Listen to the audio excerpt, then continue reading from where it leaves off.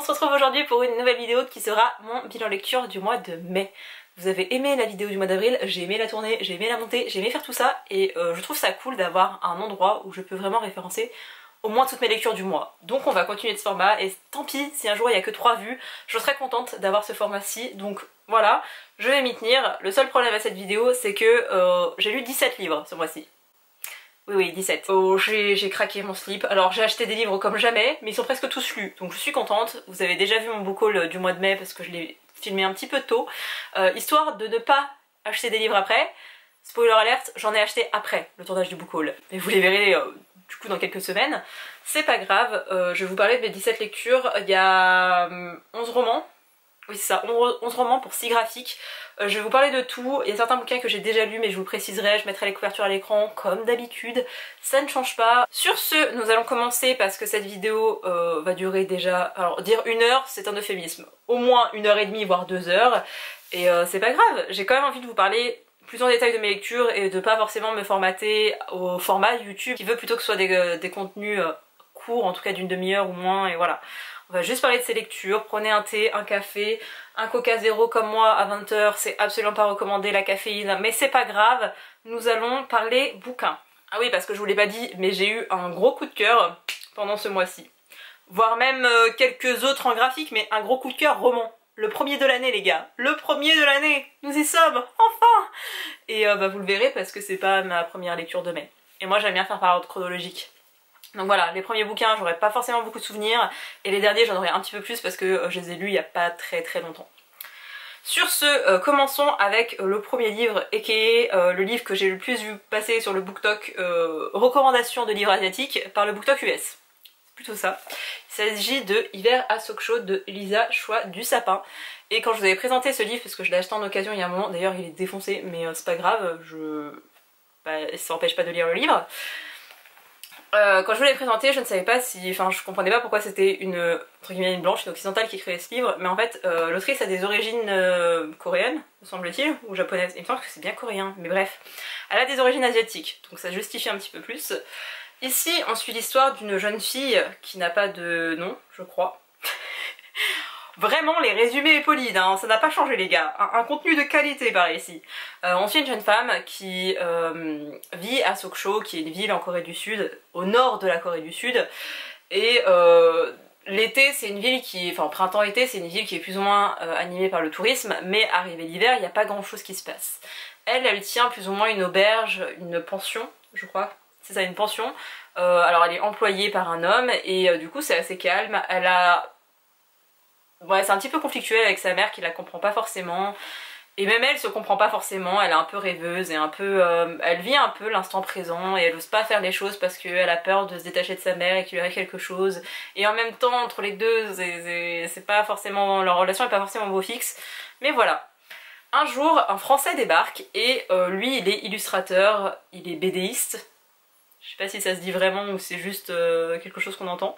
Mais bref, il dessine des BD en France et elle va se fasciner pour cet homme. Elle, de base, elle est en couple et en fait, elle va développer une sorte de fascination pour cet homme. Cette histoire parle de ça et je pourrais essayer de vous trouver des trucs qui se passent en plus dedans, mais ce que je viens de vous résumer, c'est tout le bouquin. Et c'est tout. Et je peux même pas vous dire que je vous spoil parce que c'est exactement ce qui est écrit derrière. Et normalement, une 4e de couverture, c'est pour dire bon, ça c'est la situation initiale et ça va tendre vers quelque chose.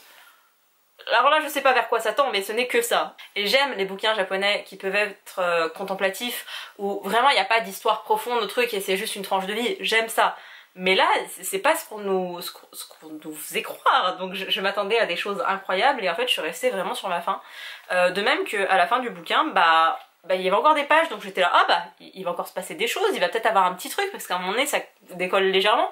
Non, ça se finit un peu, peut-être pas sur un cliffhanger, mais sur quelque chose un peu, c'est même plus une fin ouverte à ce point-là. Pour moi, c'est une fin de chapitre et j'attends encore la suite de l'histoire. Donc voilà, pas super roman, je vais arrêter, j'ai arrêté plutôt, de suivre les recommandations du BookTok US concernant la littérature asiatique de manière générale, parce que à chaque fois que les gens me hype avec un bouquin, derrière c'est pas une super lecture. C'est pas la pire lecture de ma vie, mais c'est pas non plus une super lecture. Et celui-ci, je vais peut-être m'en souvenir dans le sens où c'est le livre qui a marqué ma fin de mon influence par le BookTok US pour les livres asiatiques. Ça fait un très long intitulé, on est d'accord, mais c'est la seule raison parce que vraiment, il y a plein de trucs que j'ai oubliés, j'ai pas trouvé ça super intéressant. Par contre, ce bouquin a eu le mérite parce qu'il est court et parce qu'il se lit quand même bien, c'est ça aussi son avantage et ce qui explique pourquoi je l'ai terminé. En fait, c'est grâce à lui que j'ai réussi à sortir de ma panne de lecture, donc c'est cool. Mais c'est la seule raison pour laquelle il est cool. J'ai ensuite lu un graphique que j'avais vu passer, je ne sais plus où, mais je l'ai vu passer et j'ai eu envie de le lire. C'est Le parfum des hommes de Kim Soo-baek, que je sais toujours pas prononcer.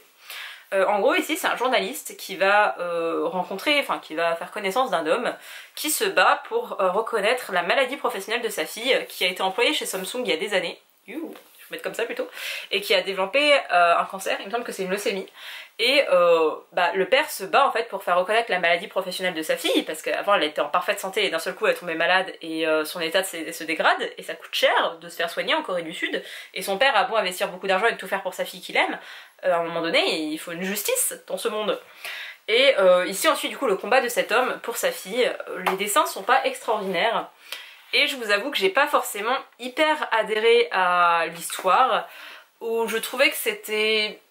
J'étais pas très à l'aise. Ça aurait été le père qui aurait écrit cette histoire pour rendre hommage à sa fille et pour expliquer son parcours, j'aurais, je pense, été plus touchée. Là, le fait que ce soit un journaliste qui compte l'histoire, il y a une sorte de détachement qui s'explique, hein, parce que c'est pas son histoire qu'il raconte, et que, enfin, un journaliste ou un... bref. Le fait que ce soit raconté par une tierce personne, je trouvais que c'était moins intéressant, quelque part.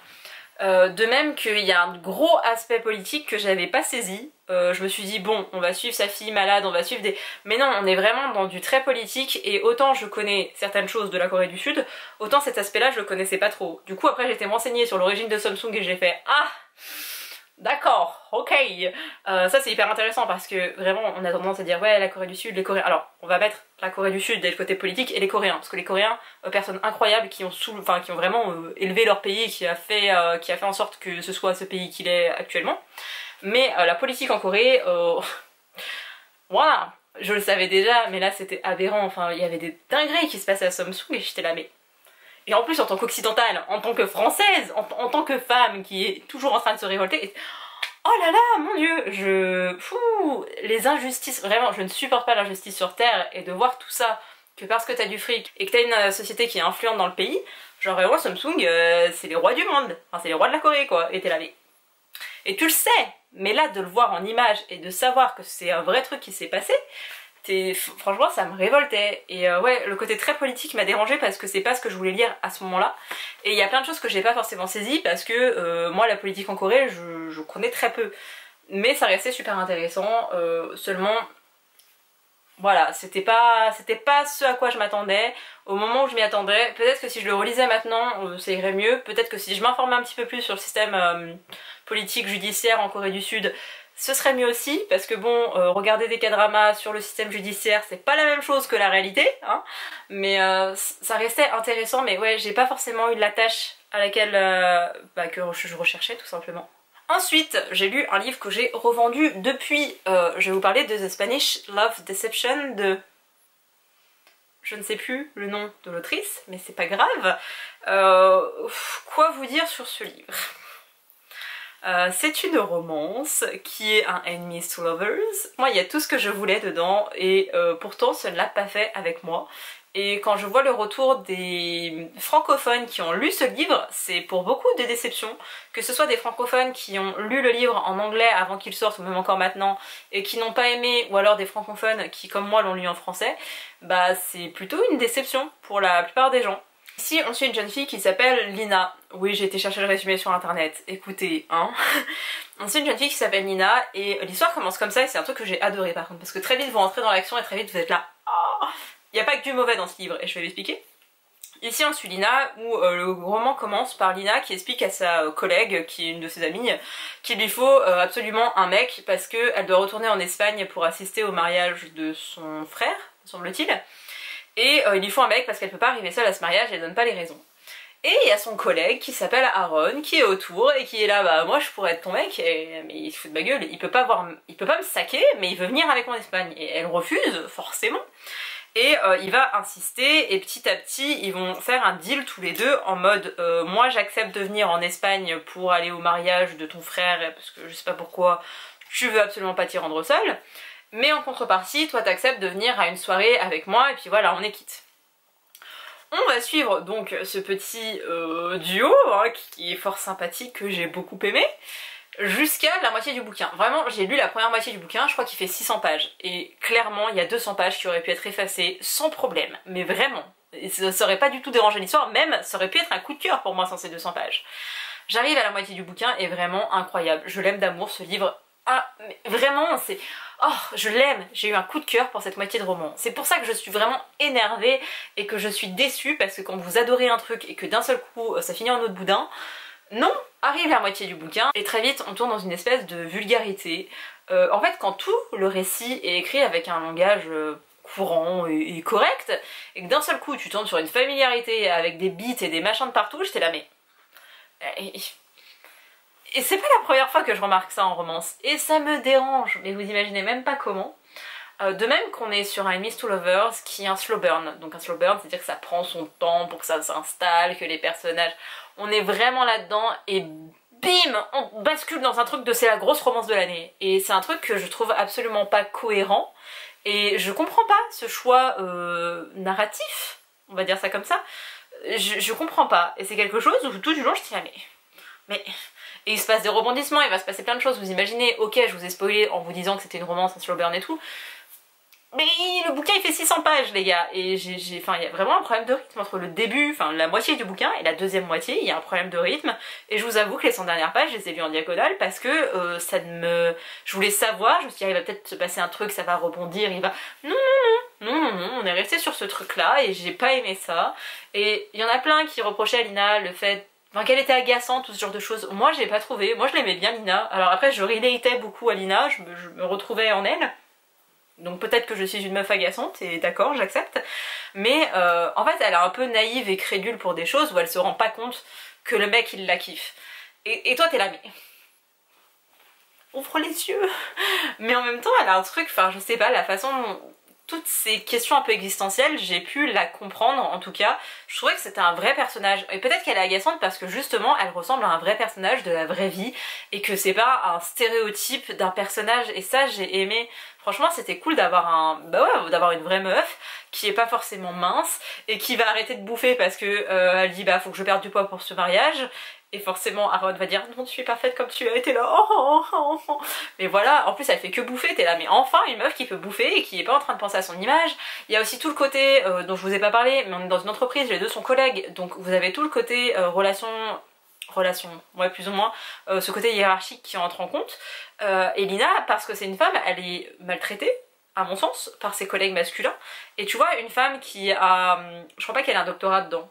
Elle a un doctorat ou un master, je ne sais plus, mais bref, qui a un certain diplôme et qui ne se fait pas respecter pour autant. Alors que les autres mecs, ils pourraient juste avoir le bac ou rien du tout, bah ils seraient respectés juste parce qu'ils ont des couilles. Et pour ça, c'était trop bien, il y avait plein d'éléments hyper intéressants. Et après, il y a un choix qui a été fait par l'autrice que je n'ai pas compris, auquel je n'ai pas adhéré, et qui a fait que j'ai pas aimé cette lecture en fait. Passons ensuite à un graphique. J'ai lu L'Arbre Nu de Kumsu Kendrick Kim. Vous connaissez mon amour pour cette autrice maintenant. Je crois que je vous en ai déjà parlé dans un vlog ou alors sur TikTok ou je ne sais plus. Bref, ici, ou peut-être dans un récap de la semaine, ce qui est fort probable. Ici, on suit... alors, c'est un roman graphique, quand je vous le dis, c'est un graphique, c'est un roman graphique. En gros, ici, il y a une femme qui a écrit un roman en Corée du Sud qui relatait d'une partie de sa vie et d'un artiste qu'elle avait connu, un peintre qui était un peintre nord-coréen. On se situe dans les années 50-53, hein, vraiment pendant la guerre de Corée, mais elle a rencontré cet homme qui était un peintre et en fait il était très connu en Corée du Nord et très apprécié, il était vraiment reconnu dans son art, et il va débarquer en Corée du Sud parce qu'il y avait aussi un flux migratoire à ce moment-là. Et en gros, cette femme, elle a écrit un roman là-dessus. Et Kumsu Kendrick Kim, donc l'illustratrice, elle a demandé à la fille de cette femme, parce que cette femme est décédée entre temps, si elle pouvait illustrer ce roman. Donc là, on est sur une retranscription d'un roman, version graphique. Et j'ai pas forcément adhéré à l'histoire. On suit une jeune femme, du coup, qui fait partie d'une entreprise, on va dire ça comme ça, qui permet aux soldats, souvent aux GI, donc soldats américains qui étaient là pendant la guerre de Corée, de tirer le portrait de femmes qu'ils ont aimées, qu'ils aiment pour leur envoyer, enfin bref, un délire un peu comme ça. Et cet homme va arriver et va demander à être employé, la fille elle travaille pour quelqu'un mais le patron accepte, et il va se mettre à faire des peintures, des portraits, ce genre de choses. Et elle va tomber amoureuse de lui et on va voir ça en sachant que lui il est marié et des enfants et on n'est pas du tout sur une aventure extra-conjugale, hein, mais on va voir un peu cette fascination de cette femme pour cet homme. Mais en parallèle de ça, on suit aussi son destin à elle qui a une mère qui est complètement rongée par la peine et par la mort de ses fils, parce que ses fils sont décédés, son père est décédé à cette jeune fille, enfin bref. Tout le monde est un petit peu mort dans cette histoire, c'est très gai, dit comme ça, vraiment très joyeux. Et vous avez quand même le spectre de la guerre, parce qu'on reste quand même pendant un temps de guerre. Et alors, il y a eu la fin de la colonisation japonaise, il y a eu la Seconde Guerre mondiale, et ensuite vous avez la guerre de Corée. Sans compter toutes les guérillas et tout ce qui s'est passé entre temps. Donc vraiment, pire période possible je pense pour la Corée du Sud. Et on suit un petit peu tout ça, et si vous voulez, j'ai lu ce roman de manière un peu... Je pense pas que j'ai eu la lecture appropriée à cette histoire. Je suis vraiment cette jeune fille, j'étais là, oui, elle se fascine pour ce dessinateur, machin, qu'est-ce qui va se passer, est-ce qu'elle va se résigner, est-ce qu'il va se passer un truc entre eux, j'étais vraiment plus focus là-dessus, en sachant qu'il y avait d'autres histoires à côté. Et quand j'ai terminé le bouquin, il y a une note de l'autrice, et à chaque fois qu'il y a une note de l'autrice, je pleure, parce que Kim Sung-Gadri Kim, elle arrive je sais pas, elle sort les larmes de mes yeux directement. Elle a des mots justes, elle a des mots vrais, et à chaque fois elle rappelle l'importance de la guerre dans le monde, et pas seulement la guerre de Corée en 50-53, vraiment dans le monde, tout ce que ça implique. Elle nous parle aussi de deuil, elle nous parle des œuvres de cet artiste, elle nous parle de plein de choses comme ça, et en fait quand tu finis de lire le bouquin, tu te rends compte qu'il n'y avait pas une seule lecture possible, qu'il y en avait 4 ou 5, voire 10, et que selon le point de vue que tu prends, l'histoire change complètement. Et elle a un don mais incroyable parce que j'ai souvent une double lecture parce que j'aime bien lire entre les lignes, j'aime bien m'attarder sur des éléments et me dire ah oui imagine si c'est ça, je me fais une deuxième histoire dans ma tête quand je lis un livre. Mais elle arrive à prendre des histoires que je n'avais pas forcément percutées ou des choses où quand elle en parle je suis là mais évidemment que c'était ça qu'elle voulait dénoncer, évidemment qu'elle voulait parler de ça, mais sur le coup non. Et pour ça elle est incroyable cette autrice. J'ai moins aimé l'histoire parce que c'était moins personnel et que moi j'aime quand elle parle de choses... Enfin non, la tante et les mauvaises herbes que vous voyez partiellement. Non, que vous voyez même pas d'ici à cause de ma petite plante. Mais il y a un autre roman de cette autrice ici. Dans ces 2 livres aussi, elle m'a tellement poignardé le cœur que je cherche à nouveau ça. Alors que je pense que j'ai lu ses 2 meilleurs livres et que peu importe ce que je lis après, ce sera bien. Mais ce sera jamais aussi puissant et aussi beau, aussi fort, aussi... Oh, elle a touché mon âme en fait. Et ce livre aussi, il a pas réussi à me toucher comme ça et du coup je suis déçue à cause de ça, mais c'est pas de la faute de l'autrice. C'est toujours tes attentes trop hautes et la réalité. J'ai ensuite lu le livre, le fameux, vous savez pas de quoi je parle, mais Love and the Brain de Ali Hazelwood dans cette magnifique édition. Regardez, il est tout shiny shiny. Ici on suit une jeune femme qui s'appelle... Bee. On suit Bee qui est une jeune femme qui va avoir l'opportunité, alors elle est doctorante, enfin elle a déjà un doctorat dans je ne sais plus quel domaine de neurosciences je crois, et elle va avoir l'occasion de travailler plus ou moins pour la NASA. Du coup elle saute sur l'occasion, elle est trop contente, son entreprise a basé de gros espoirs en elle. Elle débarque dans son labo prête à travailler et elle découvre que l'un de ses collaborateurs, son patron pour ce projet-ci, n'est autre que Levi, je ne sais plus comment, Ward, qui était un peu son ennemi à la fac. Alors pas qu'il y ait eu un combat frontalier entre les deux, hein, mais elle sortait avec un garçon à l'époque et ce garçon était un connard, vraiment. Et il a dit certaines choses à Bee concernant Levi, et Levi à côté de ça il était pas très... Disons qu'il était pas très ouvert. Quand il s'agissait des autres il parlait, il était social, il était avenant, il était trop bien, et quand il était question de Bee, non. En fait il lui parlait pas ou il la regardait mal, et quand elle débarque dans le labo il va faire directement des commentaires sur sa tenue, sa façon de se comporter, etc. Et elle bouillonne, parce que si lui, il a l'impression d'être presque avenant avec elle en faisant des remarques, elle a toute sa rengaine, en fait toute sa rancœur de la faculté qui est toujours là et qui continue, et en plus de ça elle est une femme dans un milieu scientifique donc on la prend pas forcément au sérieux. Son employeur arrête pas de lui mettre la pression en mode oui si tu réussis pas ce machin et c'est foutu pour nous, et puis voilà, et puis elle est même pas sûre d'avoir un poste en fait, parce que il me semble qu'elle est en train de passer son doctorat ou qu'elle valide un truc particulier qui fait que ok elle est plus ou moins embauchée mais sa tête peut sauter à tout moment. Donc vraiment elle mise beaucoup sur ce projet et elle a pas envie que ce mec il débarque et il fout tout en l'air parce qu'elle a travaillé pour ça et elle a travaillé pour avoir cette place. On est plus ou moins sur un ennemi sous Lovers parce que c'est pas un vrai ennemi vous voyez, mais j'ai préféré The Love Hypothesis pour plein de raisons que je vais pas vous énumérer parce que voilà, ça reste de la même autrice et tu le sens, tu sais que l'autrice a un parcours universitaire assez incroyable. Et pour autant, ses écrits sont hyper accessibles, sa plume, en tout cas la traduction est bonne parce que c'est pas trop facile mais c'est pas non plus un truc trop soutenu et c'est pas barbant. Ça se lit tout seul, elle arrive à faire des personnages hyper attachants, il y a des références à la culture geek comme jamais les gars, vraiment il y en a plein. C'est drôle, enfin vraiment c'est difficile, je trouve que c'est facile de faire pleurer, vous faites vous faites en sorte qu'on s'attache à un personnage, vous le tuez c'est bon, tout le monde chiale vous voyez, mais faire rire des gens à travers un livre, donc en plus vous avez même pas l'aspect comique d'une personne en fait qui joue un rôle, où il y a le faciès etc, non, juste à travers les pages elle arrive à me faire rire les gars, mais je me marre vraiment, et il y a des trucs où tu souris comme ça comme une idiote, c'était là, et il y a plein de références au cerveau, plein de références aux parties du cerveau, et franchement l'ensemble est trop bien et il y a plein de revendications, il y a une grosse part féministe parce que j'ai oublié de vous le dire, Bee elle est fan, est-ce qu'on peut dire fan? Elle adore le personnage qui était, enfin la personne qui était Marie Curie, la scientifique qu'elle était et l'être humain qu'elle était. Et Bee elle a aussi un compte Twitter qui s'appelle Que ferait Marie Curie? Et en fait Bee à chaque fois qu'elle a un doute elle se dit bah qu'est-ce qu'elle ferait Marie Curie dans cette situation? Et des fois ça donne lieu à des trucs un peu loufoques mais qui bizarrement collent bien à la situation. Et oh vraiment mais j'ai adoré cette histoire et il y a encore ce truc, comme j'avais reproché à The Spanish Love Deception, où il y a encore ce truc de...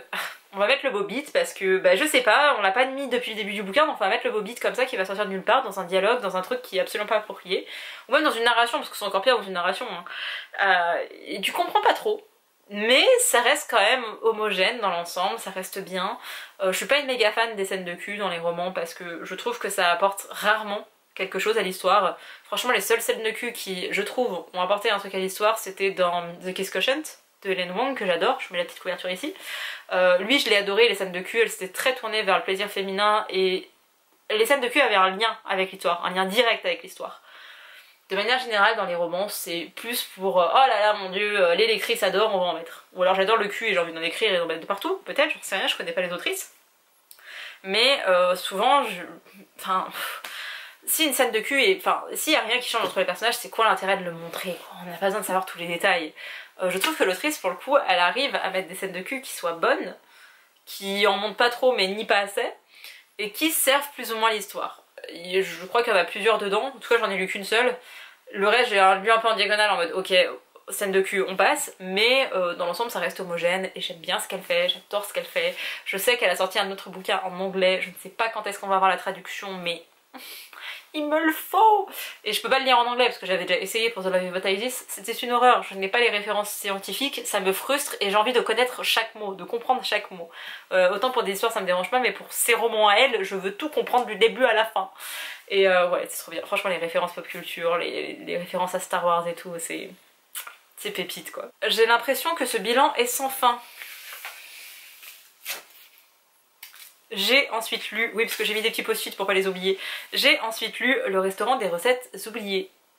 Et j'ai oublié le nom de l'auteurice, mais la couverture sera ici.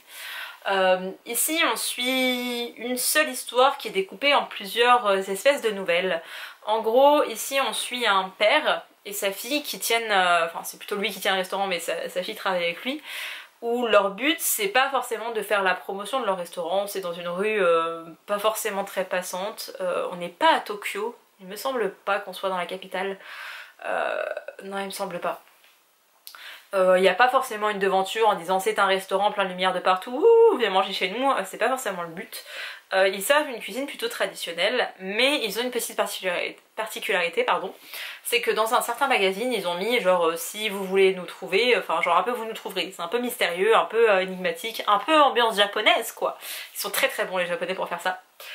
Et donc il y a des gens qui débarquent dans ce restaurant, qui mangent leur repas, et ensuite ils s'adressent à la fille du propriétaire et leur disent bah voilà moi j'aimerais savoir si vous pourriez reproduire la recette que me faisait mon père, ma mère, mon grand-père, que j'ai mangé un jour de machin, mon ex-femme, tout ça. Et donc la fille va prendre les données, tout ce que dit la personne, les caractéristiques, alors qui était, où est-ce que vous habitiez à l'époque, pourquoi ce plat finalement. Et elle va transmettre les informations à son père qui lui ensuite va faire des recherches pour pouvoir reproduire la recette. Il leur donne toujours rendez-vous je crois 10 ou 15 jours plus tard et quand les gens reviennent ils ont leur plat qui est préparé, qui est là pour eux. Et c'est à ce moment là en retrouvant toutes ces saveurs que les gens vont se confier sur leur vie. J'adore ce genre d'histoire, j'aime vraiment beaucoup. C'est publié dans la collection de Nami et je crois que la maison d'édition c'est le Duc qui fait ça. J'ai un petit doute mais il me semble que c'est ça. J'avais déjà lu un bouquin de cette maison d'édition l'année dernière que j'avais adoré, je ne sais plus le titre, j'arriverai peut-être à le trouver ici. Il s'agit de la bibliothèque des rêves secrets, je mettrai la couverture aussi à l'écran, et ce livre aussi, pépitas, même principe, vraiment pareil, vous avez genre une histoire de base et dedans vous allez avoir plein d'histoires de personnes différentes, j'avais vraiment adoré, je vous le recommande, il est sorti en poche depuis, lisez-le, c'était vraiment trop bien. Pour les restaurants des recettes oubliées, je lis la première histoire et je tombe amoureuse, vraiment c'est une rencontre. Je lis cette nouvelle et j'étais là, oh en fait le format un peu de nouvelle de ce roman et c'est incroyable, vraiment j'aime beaucoup, j'adore cette première histoire. Je lis la deuxième, je suis moins emballée, je lis la troisième, je suis moins emballée. Et c'est pas le fait que ce soit toujours le même principe, parce que c'est un peu pareil dans Tant que le café est encore chaud, vous avez toujours le même principe avec des histoires et des protagonistes différents. Mais c'est juste que les histoires me touchent moins. Je suis moins impactée par les récits que comptent les gens. Et je trouve qu'il y a moins de morale. Et je sais que les romans japonais, les romans contemporains japonais que je dis d'habitude, il n'y a pas forcément une morale. Mais là je sais pas pourquoi, je m'attendais à une petite morale, à un petit truc sur la nostalgie, pas forcément un truc hyper poussé sur voilà, profiter des choses pendant que vous... C'était pas du tout le but hein. Mais je m'attendais quand même à une... peut-être pas une deuxième lecture, mais en tout cas un petit truc en plus que je n'ai pas eu. Et du coup bah... Pauline pas contente quoi. J'étais un peu frustrée parce que... Oui, c'était bien, c'était sympa, ça se lit tout seul, ça fait du bien de renouer avec la littérature japonaise que j'aime beaucoup, mais... Ah, il m'a manqué un petit truc, le petit... Voilà. Donc je peux pas vous dire que c'est pas bien, mais personnellement j'ai pas adhéré à toutes les histoires, il m'a manqué quelque chose et voilà. Mais c'était bien quand même. Et je suis contente parce que j'ai pu le revendre sur Vinted juste derrière et j'espère qu'il a fait un ou une heureuse, je crois que c'était une fille qui l'a acheté. Donc voilà, c'est un mal pour un bien, vous voyez, mais quand... Franchement, la première histoire, elle m'a tellement touchée, j'étais trop... je chialais et tout, franchement j'étais à fond et... Ah. J'ai ensuite lu le troisième tome de Naviera, qui est mon webtoon préféré sur Terre. J'adore K-Books, sachez-le, j'adore cette maison d'édition, elle est incroyable, il y a plein de titres extraordinaires. Moi je vous conseille Hellborn que j'ai adoré, vraiment il y a même un K-drama qui s'est inspiré de ce webtoon. Et je vous conseille aussi Naviera, qui existe aussi en K-drama, mais je ne veux pas le regarder tant que je n'ai pas fini cette série. Et je refuse, parce que comme c'est un webtoon, vous pouvez le retrouver sur internet, mais je refuse de le lire sur l'écran, j'attends que tous les tomes soient publiés chez K-Books. Bref, ici je vous fais le speech du premier tome, parce que je vais pas vous spoiler le troisième, hein, on est bien d'accord. Ici nous avons ce monsieur, j'arrête pas de le dire, donc je connais le résumé par cœur. Ce monsieur qui a 70 ans, qui est à la retraite, et qui, pour passer le temps, avait l'habitude de ramasser des déchets, enfin bref. Il faisait un petit peu son tour, machin, il faisait sa petite vie, et en fait il avait un rêve, c'était d'être danseur, il voulait essayer de faire de la danse. Comme il est arrivé à un stade de sa vie où il sait qu'il en a plus pour très longtemps non plus, hein, il est plus à la fin de sa vie qu'au début, ils sont plutôt ça comme ça, il va décider de s'inscrire dans un club de danse. Le patron est un peu surpris et un peu... Pourquoi? Mais il va lui laisser sa chance et donc cet homme commence à danser. Ce jeune garçon est un danseur qui était promis un grand avenir, sauf qu'il s'est blessé. Et après il s'est un peu démotivé et il a un petit peu moins cru en ses rêves et... Il a plus de mal à reprendre et à se motiver, en plus de ça il devrait se consacrer corps et âme à la danse mais il a un job à côté, bref c'est un peu compliqué pour lui au niveau relationnel, voilà. Histoire de vie aussi assez complexe puisque son père le renie à cause de sa passion pour la danse et sa mère est décédée. Voilà. Les deux hommes vont se rencontrer, le jeune commence à lyncher le grand-père parce que oh là là mais qu'est-ce que fait un papy ici dans la salle de danse, c'est inadmissible, comment vous pouvez faire ça, imaginez qu'il tombe et qu'il se blesse, il va mourir le vieux. On est un peu sur ce rapport là, hein. Tandis que le papy il est là, non mais je vais faire mes preuves, t'inquiète pas. Et donc le papy va revenir chaque semaine. Le truc c'est que c'est un homme de 70 ans qui a une femme qui ne comprend pas sa passion pour la danse et il a des enfants qui ne comprennent pas non plus sa passion pour la danse. Et on va parler de tout ça dans cette histoire et Je n'aime pas les romans qui parlent de personnes âgées, j'en reparle ici, mais vraiment je n'aime pas les romans qui parlent de personnes âgées parce que à chaque fois, le papy, il quitte son EHPAD pour aller vivre une aventure avec mamie Jacqueline quoi. Et non, enfin, non, non, ça se passe pas comme ça dans la réalité. Bah, quand t'es vieux, t'as mal, et en fait dedans, bah, c'est la vraie réalité, enfin c'est la vraie vie, la vraie vie. Quand t'as 70 ans, bah t'as de l'arthrose, t'as des rhumatismes, t'es plus fatigué, tu peux faire 4 siestes dans la journée et quand même être fatigué, et c'est pas forcément facile de se rendre compte qu'on vieillit, et que ses amis meurent, et que voilà, c'est ça la réalité de la vie, c'est pas facile d'avancer en âge. Et une forme de résilience aussi, et cet homme il est pas non plus contre la résilience en se disant qu'il va tout faire son possible, non, mais il a un rêve et il s'y tient, et voilà, c'est trop bien, j'adore cette histoire, c'est réaliste, c'est trop bien. Il est question de rêve et de toutes ces questions là, du jugement, du regard des autres, et voilà, c'est incroyable, j'adore cette série, j'ai lu le 3e tome, c'était un coup de cœur, de toute façon depuis le temps que je vous en parle, je sais même pas pourquoi vous avez pas sauté le pas, j'ai même fait un mini vlog sur Instagram juste pour que les gens ils le lisent ce tome, parce que je l'aime trop, j'aime trop. Franchement j'ai déjà beaucoup aimé le tome 1 mais c'était un coup de cœur, à chaque tome j'ai eu un coup de cœur, et enfin j'imagine pas de fin en fait à ça, et j'ai hâte que la série papier se termine pour que je puisse regarder le K-drama, parce que oh, il faut que je vois ça et comment ça a été adapté et tout ça. Oh là là, ça va être trop bien, j'ai envie de le voir maintenant que je l'ai vu sur dessin, j'ai envie de le voir avec des acteurs et tout. Et voilà, la chialance aussi hein. Oui, parce que ça fait depuis le tome 1 que je chiale. Et pareil, au début du tome, j'étais là, ah ça va, ça s'atténue un peu, c'est un peu plus soft. Pff, non, après c'est bon, ça s'emballe, je pleure. Oh là là, j'ai beaucoup trop aimé. En fait, à chaque tome, je me dis, ah lui c'est mon préféré, mais bah voilà. En ce moment, le 3e tome c'est mon préféré. Alors, je vais vous parler d'une maison d'édition que je lis très peu. C'est un magazine que je lisais il y a quelques années. C'est pas non plus 20 ans que ça existe, mais bref. Il s'agit de la maison d'édition K-World, et du coup c'est K-Addict. Parce qu'ils ont lancé, je pense, une nouvelle collection. Je l'avais jamais vue auparavant, et dans ce cas-là, shame on me, hein. Mais j'ai lu le premier tome de The Runway, qui l'a écrit, Irachel et de Nokdu. Et bah après j'ai acheté le tome 2 quand il est sorti et je l'ai lu, et je peux vous dire que si j'ai beaucoup aimé le tome 1, le tome 2 je pense qu'on est sur un petit coup de cœur. Je suis un petit peu plus dubitative avec mes graphiques, surtout quand il s'agit de séries, parce que on connaît les séries qui commencent bien et qui font... Mais voilà, j'ai toujours un petit peu peur, mais j'ai adoré ce tome 2. Bref, dans cette petite histoire, on suit une jeune femme qui décide d'aller en voyage à Paris. Son mec l'a trompée, je crois qu'ils avaient prévu de se marier ou un délire comme ça, hein. Vous voyez, genre vraiment, elle était très amoureuse de ce garçon. Et il va la tromper et ils vont se séparer, et elle décide d'aller à Paris. Elle rencontre un mec et elle c'est là, ouais, bah moi je vais avoir un coup d'un soir. Donc elle va pour coucher avec un mec, et elle couche avec lui, et on se retrouve 3 mois plus tard, et en fait ce mec c'est son nouveau patron. Je sais, on est sur du cliché, du machin, on pourrait dire ah, est-ce qu'ils vont faire semblant qu'ils se reconnaissent pas? Non, ils vont pas faire semblant qu'ils se reconnaissent pas, ils se connaissent, et ils se connaissent plus que bien. Mais voilà, c'est un peu un ennemi sous lovers, parce qu'il est un petit peu connard avec elle. Il est pas... Si en fait, moi on me fait ça, je me dis qu'il est méchant et que c'est le pire être humain sur Terre, mais dans un roman je trouve pas qu'il soit aussi méchant. Vous voyez, genre... il pourrait être 1000 fois pire. Bref, en plus de ça, cette jeune fille, elle va emménager dans son premier appartement, elle est trop contente. Elle rencontre l'un de ses voisins, et en fait, le propriétaire du building, ou le concierge, ou je ne sais plus, lui dit qu'il y a un couple gay, il y a un couple d'hommes à côté de chez elle. Bonjour Holden. Il y a un couple d'hommes à côté de chez vous qui ont adopté un enfant. Donc elle est là, oh là là, ils sont gays, machin, et c'est pas forcément très commun. Alors d'être gay en Corée du Sud, je pense pas que tout le monde fasse son coming out, mais surtout c'est pas très commun d'avoir 2 hommes qui vivent ensemble et qui ont un enfant ensemble. Donc elle est un peu surprise, elle croise plusieurs fois son voisin et là genre oh là là, et il y a toute une histoire avec ça, et c'est drôle, et c'est... Franchement c'est drôle, et c'est choupinou, et il y a des vraies thématiques, parce qu'il y a une vraie thématique, surtout dans le tome 2, on le découvre, et c'est pour ça que je l'ai préféré, parce que on reste pas sur une romance un peu en surface, on rentre vraiment dans des trucs avec un peu des traumas, etc. Et c'est bien fait jusqu'à présent. Je vais peut-être pas vous montrer les planches du tome 2, mais dans le tome 1, voilà, les planches sont vraiment sympas. Voilà, il y a plusieurs colométries.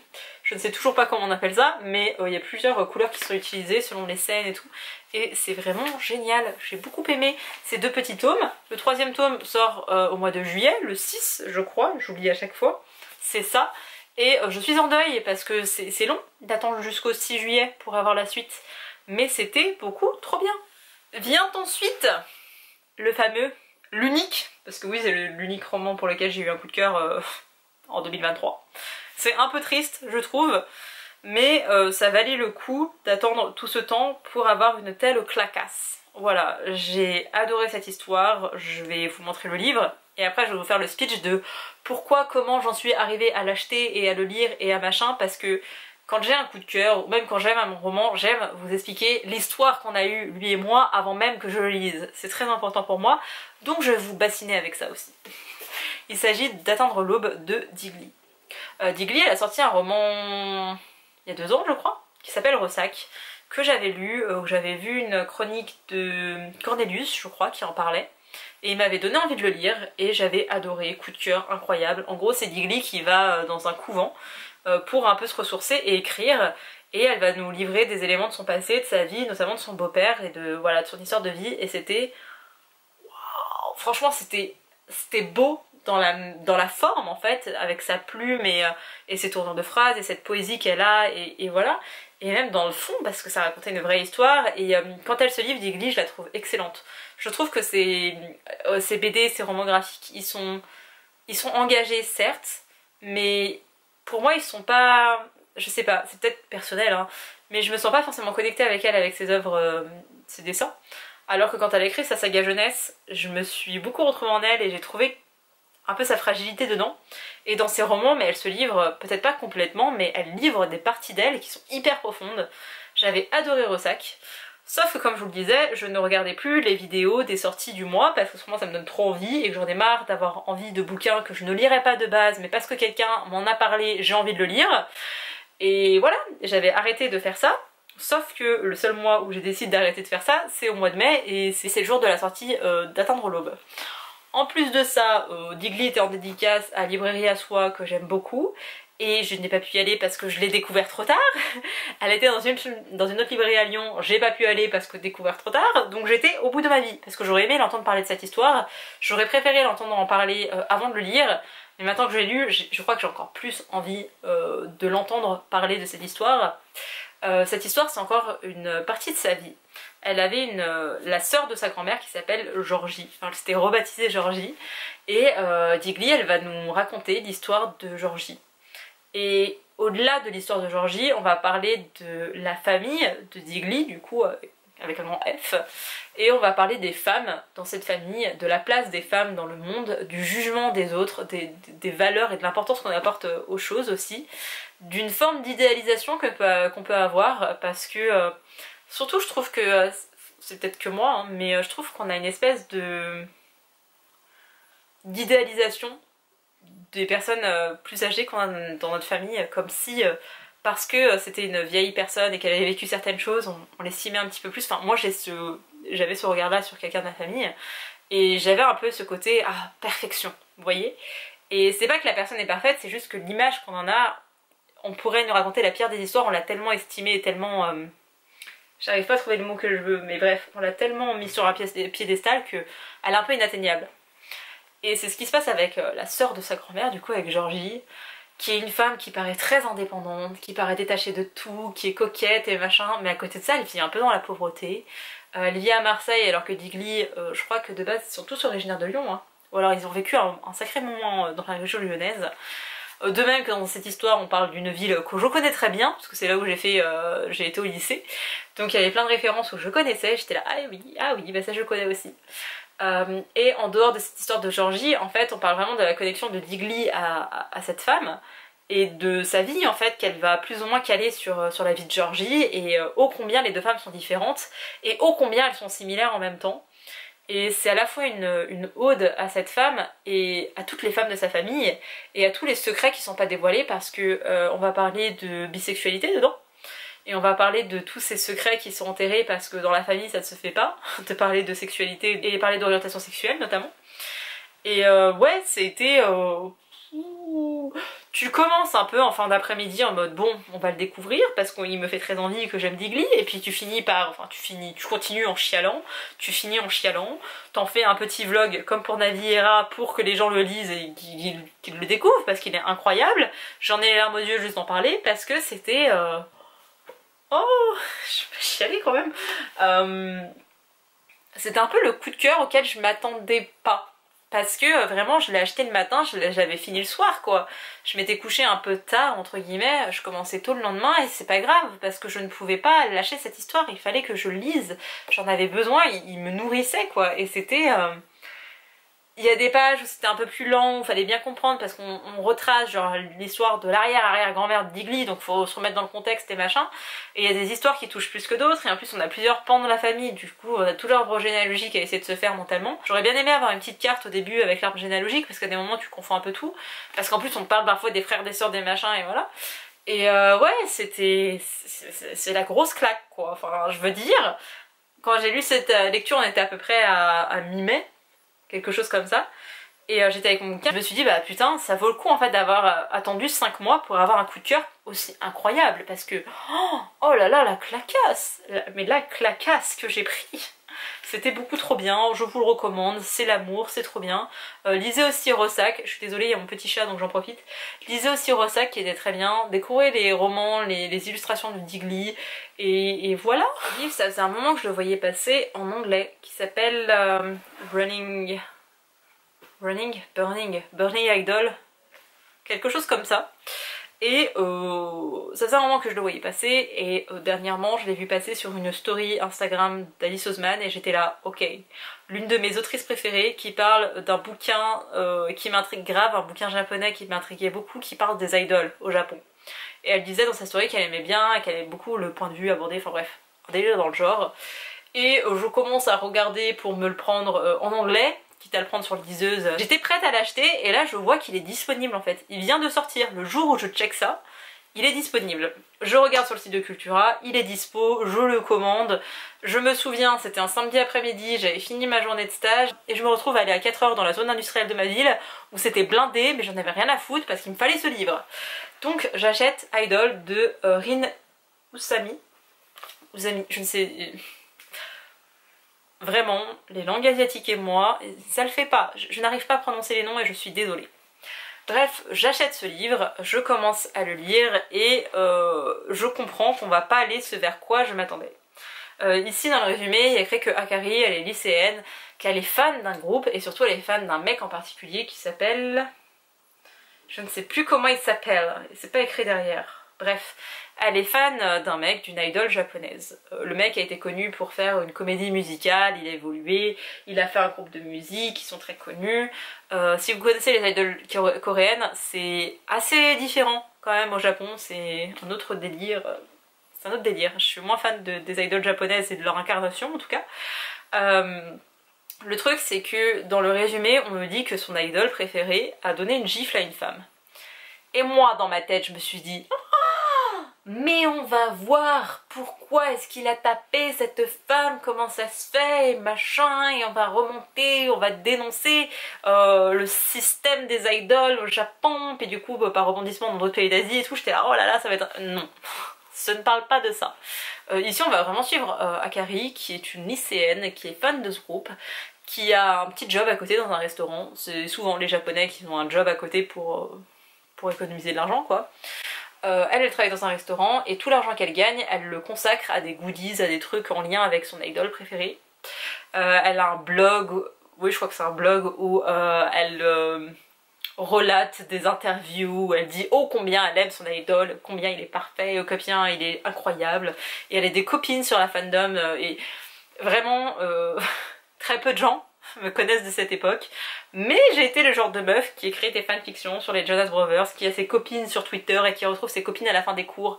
Rien ne va dans sa vie mais c'est pas grave, elle a sa bulle sur internet. Vraiment c'était ça mon adolescence et ce genre d'histoire je relate. Vraiment le fait de vivre pour une personne, le fait de s'épanouir parce que y a un autre être humain sur terre qui vit de son art et qui te permet de te procurer de la joie, c'est clairement toute mon adolescence.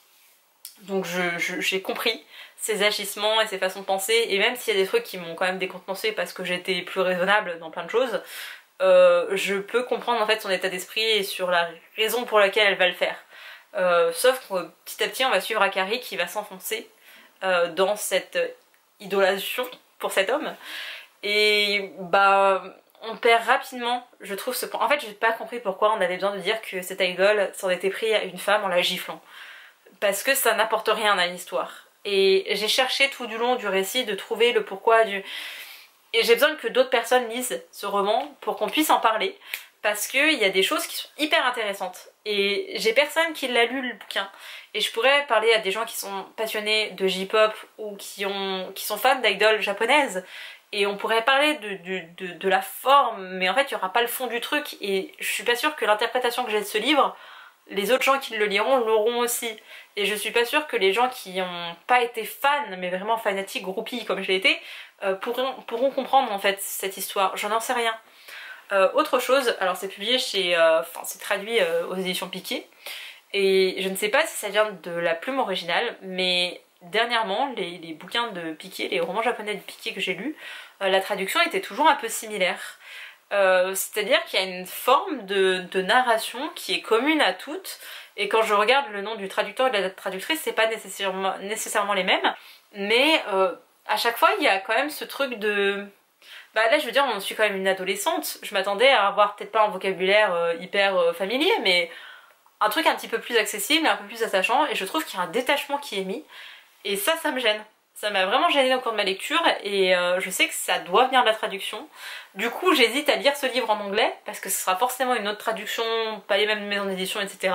J'hésite à le relire à cause de ça, mais je veux le relire quand des gens auront lu ce livre. Donc lisez ce livre s'il vous plaît, parce que j'ai besoin de parler de plein de sujets, et j'ai l'impression que personne l'a lu, que personne n'a su qu'il avait été traduit, donc déjà il a été traduit, c'est le challenge Lisons l'Asie d'Eva, donc voilà, achetez-le, lisez-le, et après on en discute, parce qu'il y a des choses où, vous voyez, je l'ai pas forcément aimé ce livre, mais j'y pense encore. C'est la vidéo la plus longue que j'ai eu à tourner de ma vie. Mais je vais vous parler à présent de ces choses qu'on n'oublie pas, pardon, de Lucy Score, qui est le livre que j'ai le plus vu tourner sur le BookTok US avec les 7 maris d'Evelyn Hugo, mais je l'avais lu avant la hype, donc je suis très contente. Bref, je ne savais pas de quoi ça parlait, mais la couverture était mignonne, vous voyez ça, vous êtes là, oh ça a l'air d'être mignon, ça a été... Mais c'est pas mignon, c'est pas chou, il y a beaucoup de cul, c'est une grosse romance avec un fond... pas forcément très gay. Ici on suit une jeune fille qui a une sœur jumelle qui lui envoie un SMS en mode à l'aide, j'ai besoin de toi, j'en reviens. La fille très gentille, très dévouée, je ne sais plus le nom des personnages, vous me pardonnerez, elle décide de débarquer sur place et elle débarque dans un café, un mec la prend déjà pour quelqu'un d'autre, bah il a non ça c'est ma sœur jumelle, moi je suis la gentille sœur machin. Et un autre gars débarque et lui en fout plein la gueule, lui dit qu'elle doit arrêter avec ses conneries, qu'il faut pas qu'elle se fasse passer pour quelqu'un d'autre, enfin vraiment il la lynche comme jamais. Alors elle rétablit les choses parce qu'elle est du genre à avoir un caractère assez trempé, et elle lui dit en gros d'aller se faire foutre et que ce n'est pas sa sœur et qu'elle est là pour aider sa sœur, que sa sœur lui a envoyé un message et que genre elle a besoin d'aide. Le truc c'est que l'autre jumelle elle a une sale réputation étant donné que depuis toujours elle est dans les mauvais plans, c'est le genre d'ado qui fumait, qui sortait avec le pire, c'est pas genre le mauvais garçon de l'école, non c'est vraiment le mec qu'il faut pas fréquenter, elle y allait, et à chaque fois elle a eu de mauvaises fréquentations, elle a une vie un peu merdique sa sœur, et enfin truffée de mauvais choix. Et donc là sa sœur jumelle débarque, elle comprend pas trop, et elle veut aider sa sœur, sauf qu'au moment où elle va pour reprendre sa voiture pour chercher un motel, un truc, et bah sa voiture a disparu. Et on va aller de déception en déception, puisqu'en fait il va se passer pas mal de choses, étant donné que sa sœur lui aurait volé sa voiture, va lui voler ses affaires, et va laisser sa fille, parce qu'elle a une fille qui est une jeune ado, elle doit avoir 12-13 ans dans l'histoire, et en fait elle l'a laissée comme ça, elle a dit genre bah ouais toi t'es la bonne sœur de la famille, bah t'as qu'à t'en occuper, c'est pas mon problème, genre elle a eu un gamin et elle la laisse comme ça. Notre héroïne elle est un peu surprise, et le mec qui l'a insulté de tous les noms un peu plus tôt, il va lui venir en aide, il va dire bah écoute moi je peux te trouver un logement, moi je peux t'aider à ça, mais il a un certain détachement avec elle. On va suivre ses protagonistes, il va se passer plein de choses, on est sur une romance, le truc c'est que j'ai peur de trop vous en dire si je rentre dans les détails, mais en même temps j'ai envie de vous en dire parce que il y a plein de petites choses que j'ai aimées dans cette histoire et d'autres que j'ai trouvé pas forcément très abouties ou à qui manquait un petit... voilà, mais que j'ai quand même aimé. Donc voilà, quand j'ai terminé le bouquin j'étais plutôt sur une déception, sur un bouquin qui m'avait un peu ennuyée, et je sais qu'il y a des tomes compagnons à cette histoire, une espèce de suite avec d'autres personnages que j'aime bien, donc je sais pas trop. De manière générale, j'ai trouvé que la plume slash traduction, parce que j'ai lu en français, était pas ouf. En fait, à des moments, le vocabulaire, même la façon d'écrire, en tout cas au début, c'était vraiment déroutant parce que j'avais l'impression de le lire un 50 nuances bis. Pas à cause des scènes de cul toutes les 2 pages, mais parce qu'il y avait une telle facilité de langage que je me suis dit mais elle avait 12 ans quand elle l'a écrit ce livre. Et ce qui était le plus ironique, alors ça s'arrange un petit peu par la suite et on commence à faire des phrases un peu plus longues et un peu plus, peut-être pas recherchées, mais déjà un peu plus longues.